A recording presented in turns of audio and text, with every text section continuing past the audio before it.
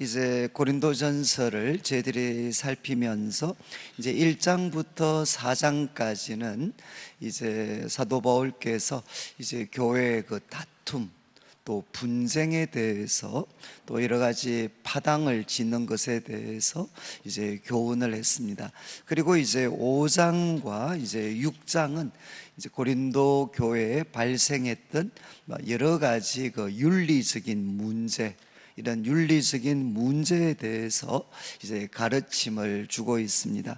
그래서 어제 살폈던 우리 5장 말씀에는 일종의 그 근친상간이죠. 이제 한 사람이 아버지의 아내를 취하는 이런 문제가 생겼을 때 이제 어떻게 해야 되느냐 하는 것들을 이제 사도 바울께서 교훈을 하셨습니다.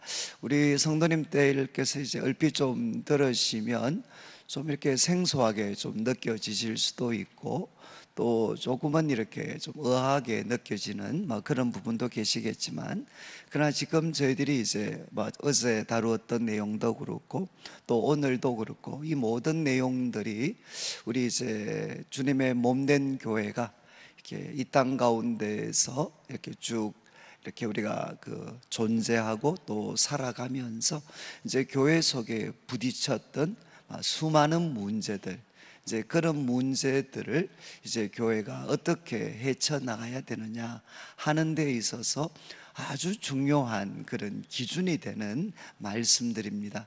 그러니까 우리 기독교 교회도 우리가 헌법이라는 책이 있습니다. 그래서 교회 속에 여러 가지 문제가 생기면 어떤 식으로 해결을 해가야 되느냐, 이런 그 헌법에 보면 많은 교훈들이 담겨져 있는데, 이제 그 헌법의 여러 가지 어떻게 보면 그런 구체적인 가르침에 가장 중요한 근거가 되는 말씀들이 저희들이 지금 이렇게 살피고 있는 그런 말씀입니다. 그래서 이제 어제 5장 같으면 이제 이 말씀의 근거에서 이제 교회는 이제 우리가 성도들 가운데 아주 심각한 그런 잘못을 범하거나 했을 때 이제 교회가 권징이라고 하죠. 권징. 이제 권징을 행하게 되는, 이제 거기에 있어서 아주 중요한 그런 가르침이 됩니다. 그리고 이제 오늘 우리가 살피는 이 6장의 말씀도 이제 조금 분량이 많은데, 우리 오늘 이 말씀은 이제 1절부터 11절까지는 이제 성도들 사이에 이제 소송의 문제가 생기게 됩니다. 이때 우리 성도들이 어떻게 해야 되느냐, 그리고 이제 12절부터 20절까지 말씀은 이 고린도 지역은 아주 이렇게 경제적으로도 부하고 또 무역의 중심지였고, 또 우리로 말하면 이런 그 스포츠의 중심이었습니다. 그러다 보니까 이 도시 자체가 정말 그 성적으로 문란한 그런 도시였는데, 그래서 이 엄행에 대한 가르침을 한 번 더 사도 바울께서 주고 있습니다. 그래서 1절 말씀을 한번 보시면 이제 문제가 나오는데, 너희 중에 누가 다른 이와 더불어 다툼이 있는데, 이거는 성도와 성도 사이에 아마 이게 경제적인 문제와 관련이 아마 됐을 가능성이 많습니다. 그래서 성도와 성도 사이에 이 다툼이 생겼는데, 그때 구태여 불의한 자들 앞에서 고발하고 성도 앞에서 하지 않느냐. 그러니까 지금 성도와 성도 사이에 아마 경제적인 문제나 아마 이런 그 문제들이 생겼을 때 이 문제를 소위 교회 속에서 해결하지 않고 세상 법정으로 가져갔다는 겁니다.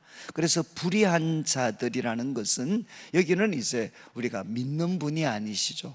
하나님을 알지 못하는 그런 세상 법정 앞에서 이제 고발하고, 이제 성도 앞에서 왜 그 문제를 이야기를 하지 않느냐, 그러면서 이제 2절과 3절에는 성도가 얼마나 영광스러운 존재이고, 그리고 주님의 몸된 교회가 얼마나 영광스러운 존재인가 하는 것을 2절과 3절을 통해 이야기를 합니다. 성도가 세상을 판단할 것을 너희가 알지 못하느냐.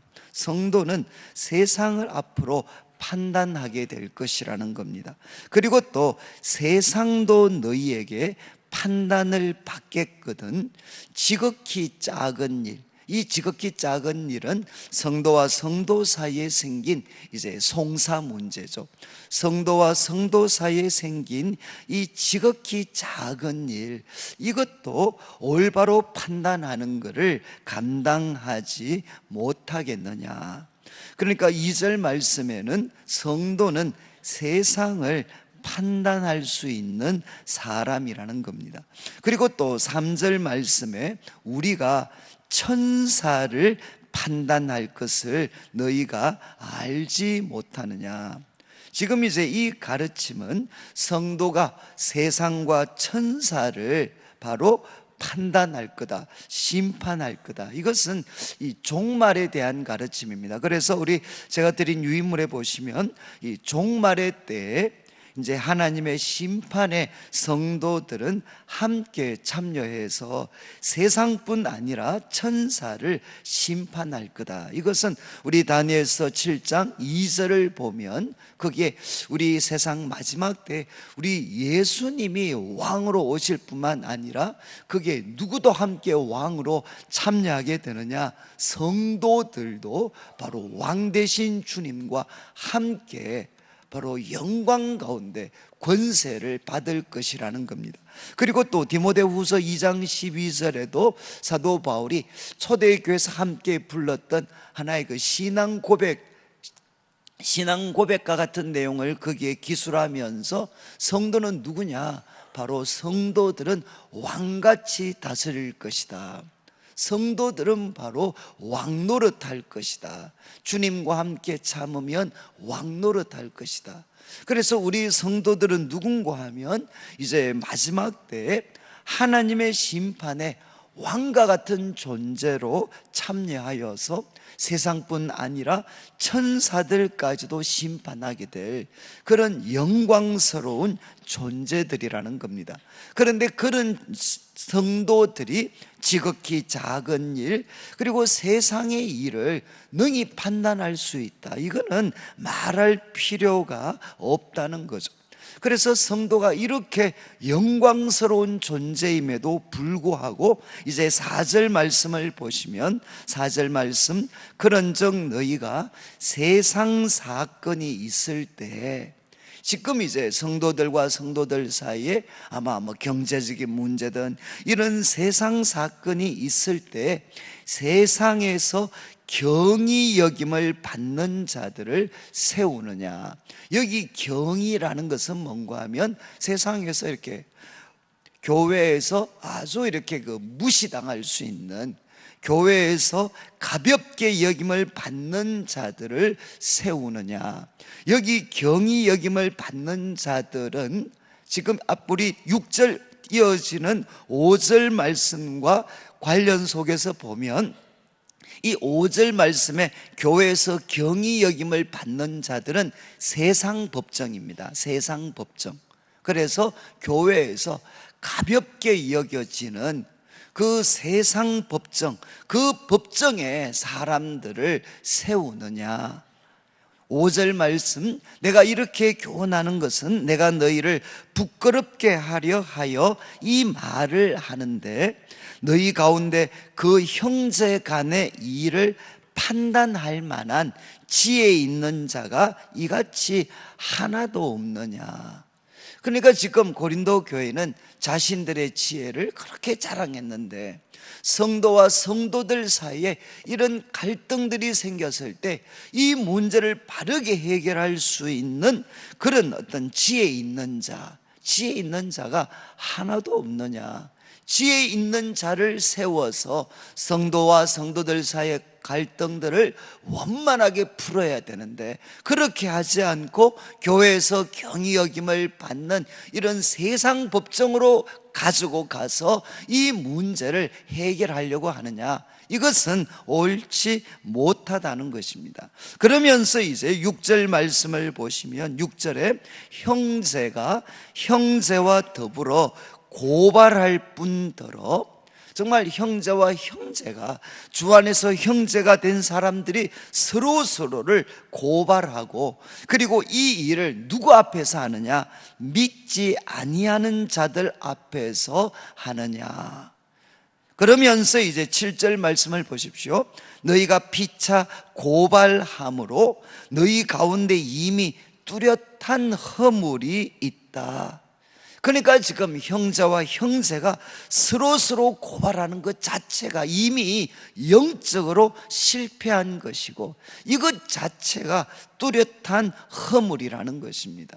왜냐하면 여러분, 이제 우리 개인의 그런 이익들은 그걸 통해서 어느 정도 조금 챙길 수 있을런지 모르지만, 가장 심각한 것은 뭐죠? 세상 법정 앞에서 형제들이 서로를 향해 송사하는 걸 통해서 결과적으로는 하나님의 그 영광이 세상 사람들 가운데에서 참 철저히 이렇게 훼손되는 거죠. 하나님의 영광과 또 교회의 그런 영광들이 세상 사람들 앞에서 철저하게 훼손이 되는 거다. 그러면서 이제 이야기합니다. 7절 후반부, 차라리 불의를 당하는 것이 낫지 아니하며 차라리 속는 것이 낫지 아니하랴. 그러면서 8절에 너희는 불의를 행하고 속이는구나. 그는 너희 형제로다. 여러분, 지금 사도 바울이 도전하는 게 뭐겠습니까? 세상 법정에 고발을 해서 하나님의 영광을 훼손하고, 그리고 주님의 몸된 교회의 그 영광을 훼손할 바에야는 차라리 당하는 것이 낫다. 이거는 정말 하나님 앞에서 큰 잘못이고 차라리 당하는 것이 좋다. 여러분이 이제 기억하실지 모르겠는데, 제가 참고 구절로 마태복음 5장 39절에서 42절 나중에 찾아보시면 예수님께서 산상 가르치신 산상수훈 중의 일부입니다. 내용이 뭔가 하면 바로 누군가가 오른뺨을 치면 예수님이 어떻게 하라고 했죠? 왼뺨을 돌려대라. 그리고 그 다음 말씀이, 저도 이제 누군가가 속옷을 요구하거든. 그도까지 줘라. 근데 제가 요번에 이 말씀을 보다가 이거 참 웃음이 좀 나왔던 거는, 이제 속옷을 요구하면 겉옷을 줘라. 성경에 이렇게 되어 있는 게 아니고 그 앞에 한 말이 첨가되어 있습니다. 누가 너를 고소해서 이제 속옷을 요구를 하면 그냥 겉옷을 줘라. 그리고 또 공권력을 사용해서 오리를 가자고 끌고 가면, 그러면 심리를 가져라. 이게 바로 예수님께서 가르치신 말씀입니다. 그래서 이 말씀의 의미, 그 깊은 의미를 알고 있는, 예수님의 그 삶을 통해서 알고 있는 성도들이라면 차라리 이 불의와 속임을 당해라. 왜냐하면 하나님께서 반드시 갚아주신다는 겁니다.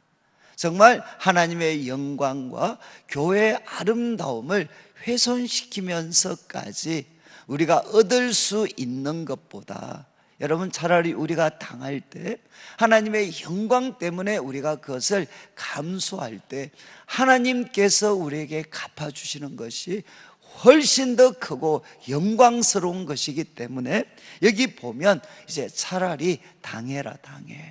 그리고 이제 8절 말씀, 불의를 행하고 속이는데 그가 누군고 하면 바로 너희의 형제라는 것입니다. 형제.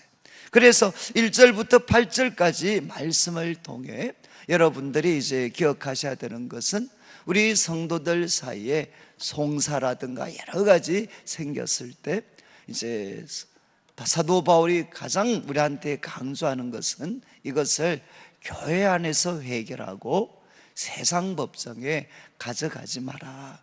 그런 이유가 뭔가 하면 하나님의 그 영광을 훼손하고 그리고 교회의 아름다움을 훼손시키는 것이다. 그러니까 우리 성도님들께서 참 제가 이런 말씀을 드리면 참 부끄럽지만, 왜냐하면 참 지금 이제 이거를 가장 앞장서서 이렇게 깨트리는 것이 사실은 역설적으로 교회 지도자들입니다. 지도자들. 교회 지도자들이 조그만 문제만 생기면 이거를 세상 법정에 가져가는 거죠.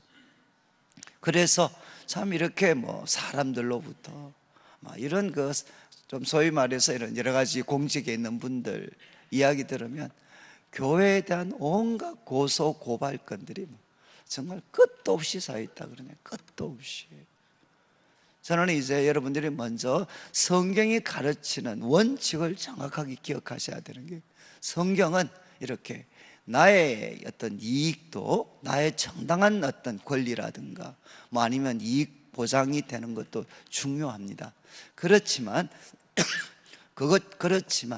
그것보다 바로 하나님의 그 영광, 그리고 주님의 몸된 그 교회의 그 어떤 영광, 그 아름다움들을 먼저 우리가 생각할 수 있는, 그걸 정말 귀하게 여길 수 있는, 그리고 그것을 지키려고 하는 귀한 마음들이 우리 성도들에게 먼저 앞서 있어야 된다는 것입니다.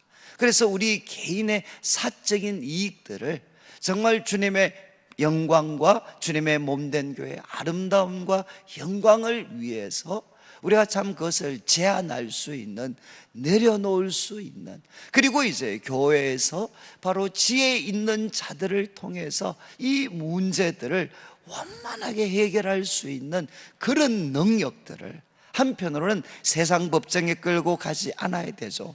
하나님의 영광과 교회의 영광을 훼손시키는 거니까. 그렇지만 적극적으로는 교회 속에서 지혜 있는 자들을 통해서 이 문제들을 하나님 앞에서 원만하게 풀어갈 수 있는 능력을 교회가 갖추어야 된다는 것입니다. 그러면서 이제 9절부터 시작을 해서 11절까지는 이제 그 불의한 자라고 했는데, 이 불의한 자에 대해서 목록들을 제시합니다. 9절 말씀, 불의한 자가 하나님의 나라를 유업으로 받지 못할 줄을 알지 못하느냐.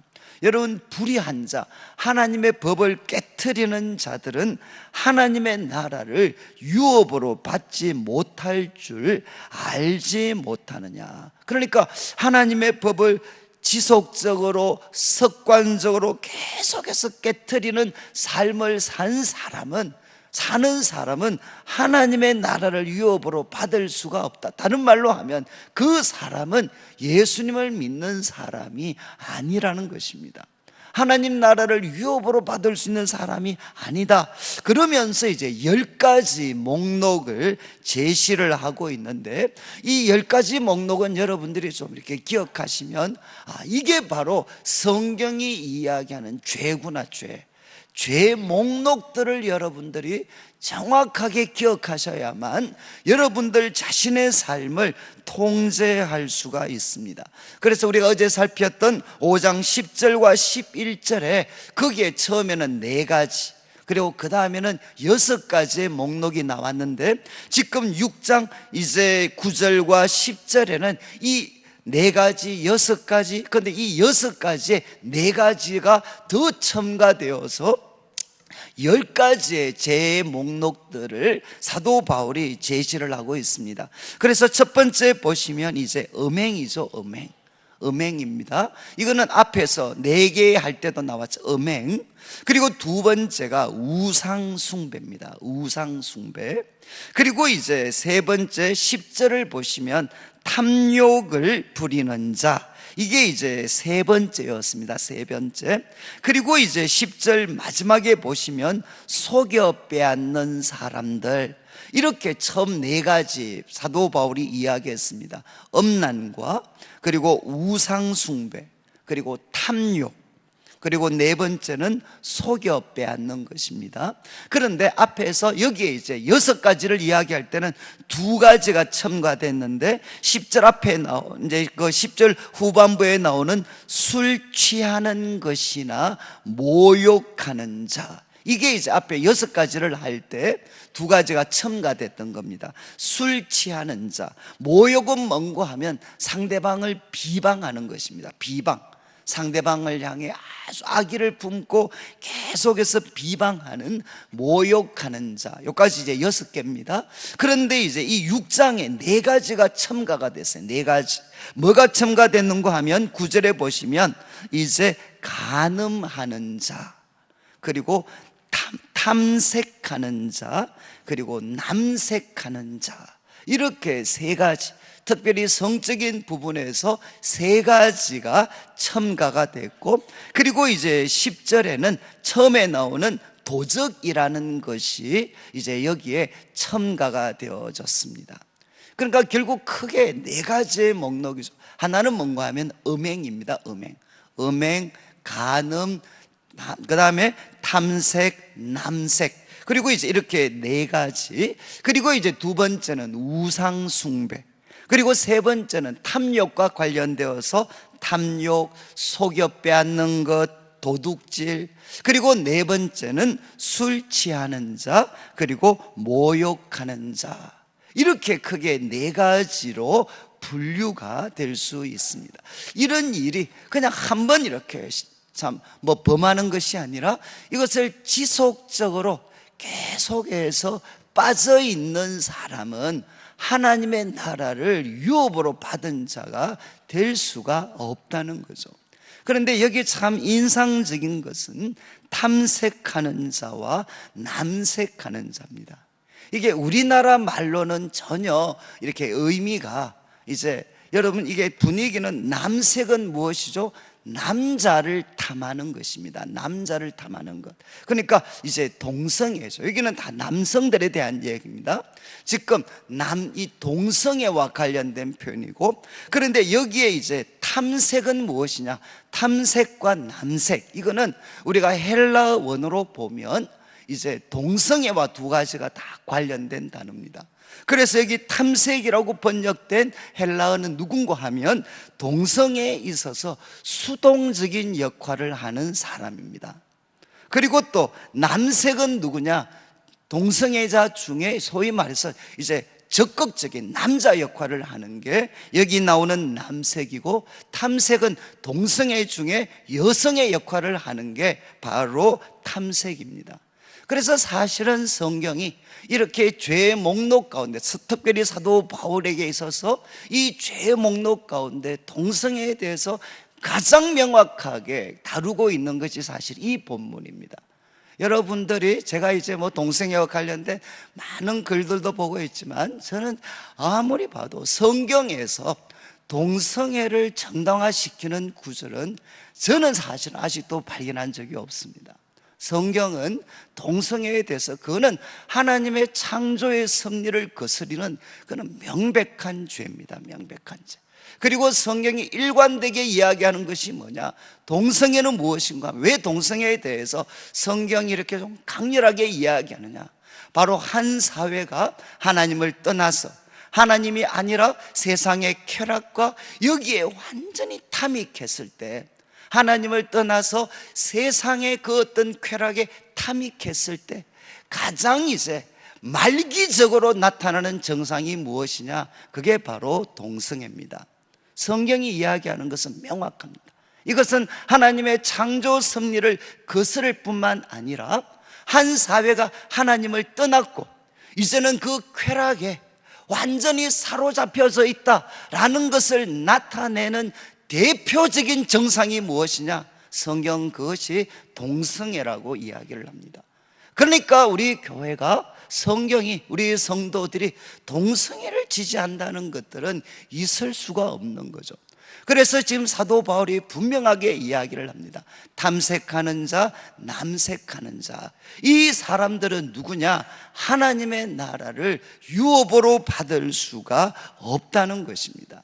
그러면서 11절을 보시죠. 너희 중에 이와 같은 자들이 있더니 과거의 너희들도 사실 이렇게 살았다는 겁니다. 그러나 주 예수 그리스도의 이름과 우리 하나님의 성령 안에서, 그러니까 예수 그리스도의 이름과 성령 안에서 세 가지를 우리가 받았다는 거죠. 첫 번째는 무엇입니까? 씻음입니다. 씻음. 바로 여기에서 씻음을 받았다. 그리고 또 어떻게 되죠? 거기에서 거룩함을 받았고, 그리고 의롭다 하심을 받았다는 것입니다. 여러분, 제가 이제 동성애와 관련해서 이 말씀이 또 무엇이죠? 또 하나 기억해야 될 것은 무엇입니까? 그 사람들도 회개하고 예수 그리스도의 이름을 믿으면 씻음과 거룩함과 의롭다 하심을 받을 수가 있는 거죠. 여러분, 지금 이제 분명히 이야기를 했습니다. 과거에는 우리가 잘못들에 빠져 있었지만, 그러나 지금 너희들은 주 예수 그리스도의 이름과 우리 하나님의 성령 안에서 씻음을 받았습니다. 그리고 성령님께서 그들에게 역사하셔서 거룩함과 의롭다 하심, 새로운 삶을 주님께서 허락해 주셨습니다. 그러니까 사도 바울은 이제 9절부터 11절까지 말씀을 통해 분명하게 이야기합니다. 사도들에게, 바로 성도들에게 하나님의 나라를 위협으로 불의한 자들은 받을 수가 없다. 그리고 그 죄가 무엇인가 하는 것들을 명확하게 밝혔습니다. 그런데 이제 12절부터는 이렇게 다시 이제 음행에 대한 가르침으로 돌아가는데, 잘 보시면 모든 것이 내게 가하나 다 유익한 게 아니다. 모든 것이 내게 가하나 내가 무엇에든지 얽매이지 아니하리라. 여러분, 이제 이 우리나라 말이 조금 어려운 거는 영어 번역 같은 데를 보면 성도들의 이해를 좀 돕기 위해서 모든 것이 내게 가다, 여기에 이제 따옴표가 붙어 있어. 따옴표가. 이거는 무슨 말인가 하면 고린도 교인들, 특별히 이제 그 어떤 사실 자신의 그런 죄를 정당화시키는 사람들의 슬로건입니다. 슬로건. 우리는 그리스도 안에서 참된 자유를 얻은 사람이다. 그러니까 우리는 모든 것을 할 수 있다. 이게 슬로건입니다. 모든 것이 그래 내게 가다, 그렇게 너희들이 주장하는데, 그 다음 말은 바울이 이야기하는 겁니다. 그렇지만 다 유익한 것은 아니다. 이해하시겠어요? 지금 고린도 교인들은 모든 것이, 우리는 예수님의 이름으로 모든 죄를 다 용서받았기 때문에 이제 우리는 모든 것 다 할 수 있다. 그리고 율법은 다 폐기 처분됐다. 모든 것이 내게 가하다. 그러면서 그들의 그 방종을, 그리고 죄에 굴복하는 삶을 미화시키고 정당화시키는데, 바울은 그들을 향해 이야기합니다. 모든 것이 내게 가하지만 그러나 다 유익한 것이 아니다. 그리고 또 모든 것이 내게 가하지만 내가 무엇에든지 얽매이지 아니할 거다. 이거는 내가 무엇에든지 소위 말해서 지배되어서 살지 않을 거다. 그 죄와 욕심에 지배되어서 살 수 없는 것이다. 이렇게 사도 바울이 이야기를 합니다. 그리고 이제 13절 말씀도 참 이게, 음식은 배를 위하여 있고 배는 음식을 위하여 있다. 이거 공부했던 식사, 이게 무슨 뜻인가? 이게 또 따옴표입니다. 따옴표. 지금 고린도 교인들이 주장했던 일종의 슬로건과 같은 것이죠.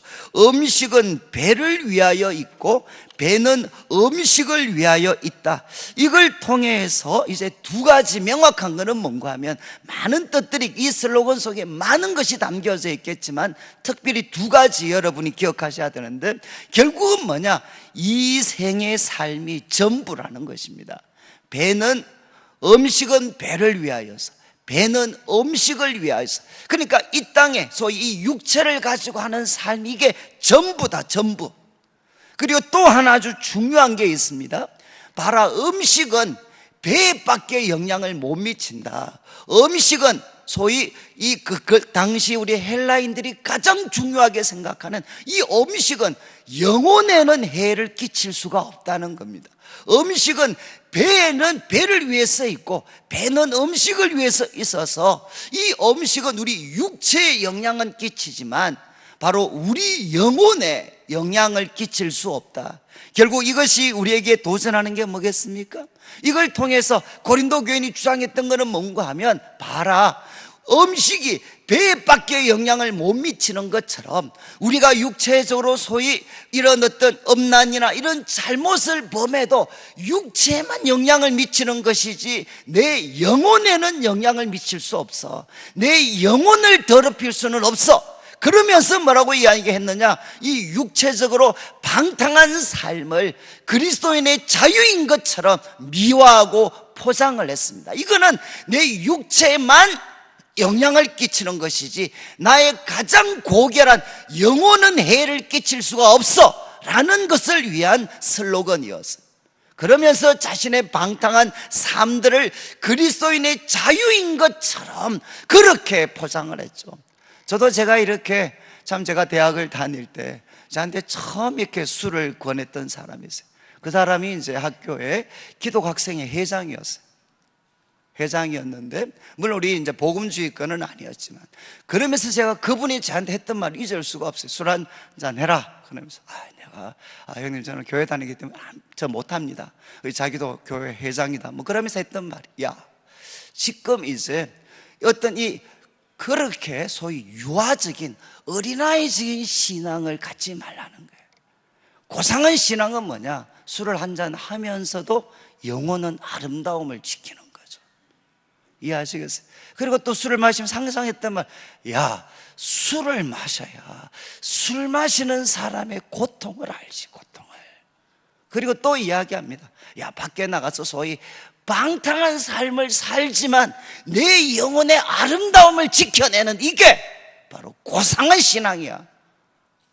여러분, 정말 이게 남자분들 다 해보셨을 텐데, 여러분, 이게 다 뭐죠?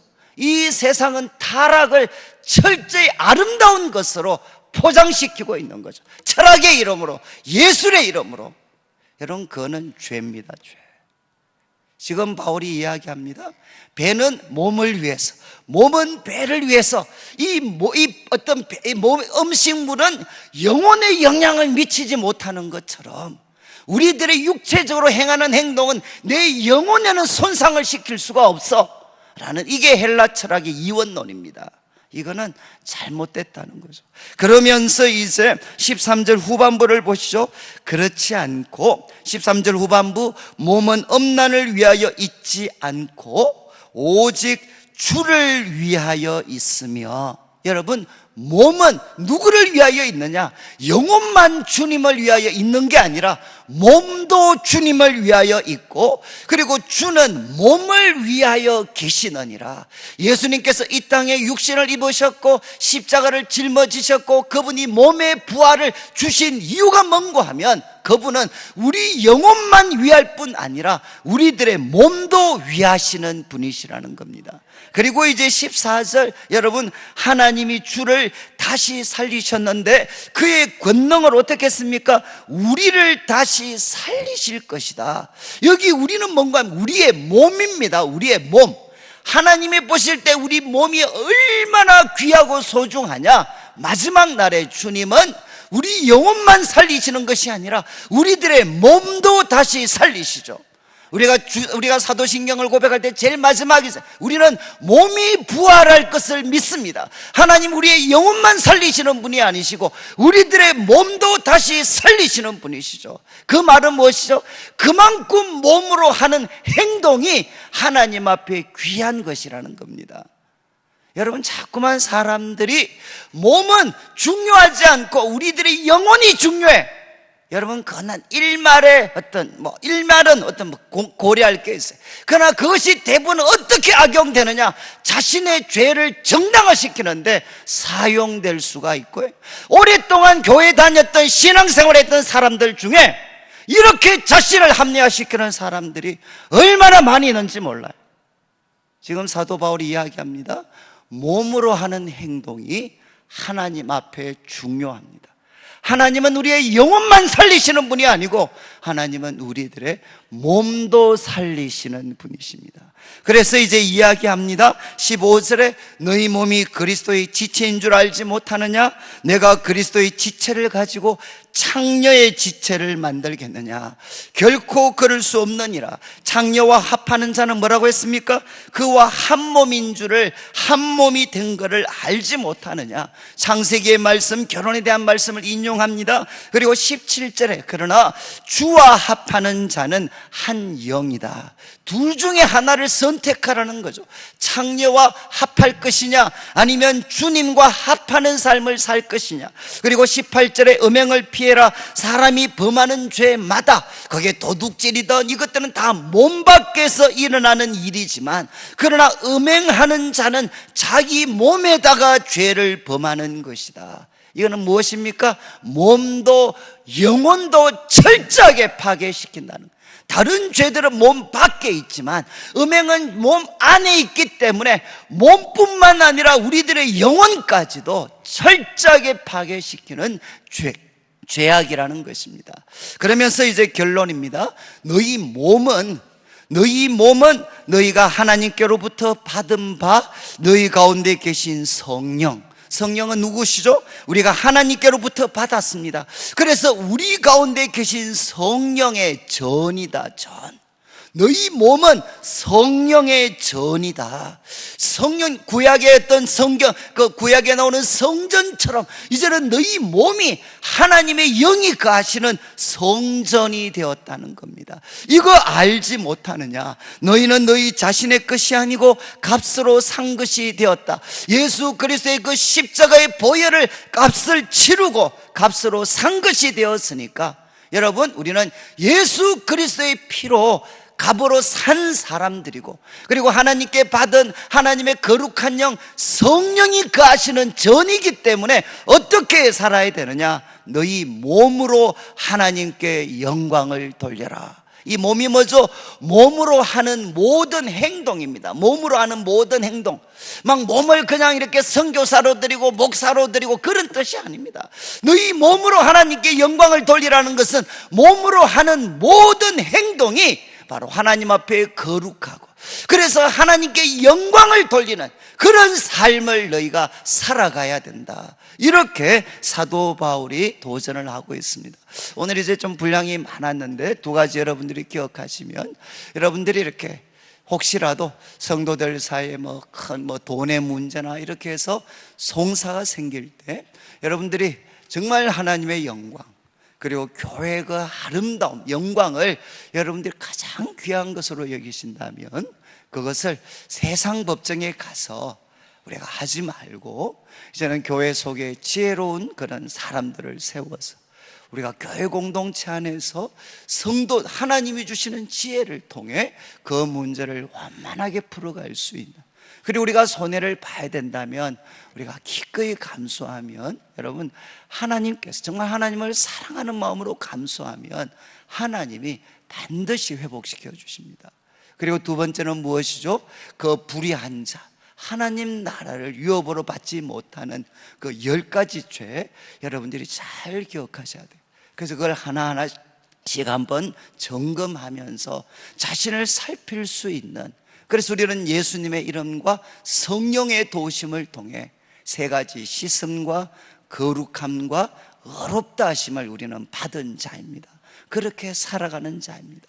그리고 성적인 이런 잘못들을 바로 그리스도인의 자유인 것처럼, 고상한 신앙인 것처럼 포장하는 사람들에 대해서 여러분 꼭 기억하셔야 돼요. 하나님은 우리들의 영혼뿐만 아니라 우리들의 몸을 귀하게 여기십니다. 우리 그리스도인들에게는 모든 것이 가하지만 그게 우리들의 선택 기준이 아닙니다. 모든 것이 가하지만 우리는 어떤 선택을 하죠? 유익한 것을 선택합니다. 모든 것이 가하지만 그러나 우리는 소위 죄와 욕심에 지배당하는 삶을 우리는 허락하지 않습니다. 여러분, 우리들의 몸은 바로 하나님께서 우리 영혼만 살리시는 게 아니라 우리들의 몸도 바로 살리실 것이, 하나님 우리들의 몸을 그만큼 귀하게 여기시고 몸으로 하는 행동을 하나님은 너무나도 귀하게 여기십니다. 내 몸은 무엇이냐? 성령의 전이고 그리스도의 피값으로 사신 겁니다. 바로 이 몸을 갖고 오늘 하루도 하나님께 영광을 돌리는 삶을 살아가게 되시기를 주님의 이름으로 축원합니다.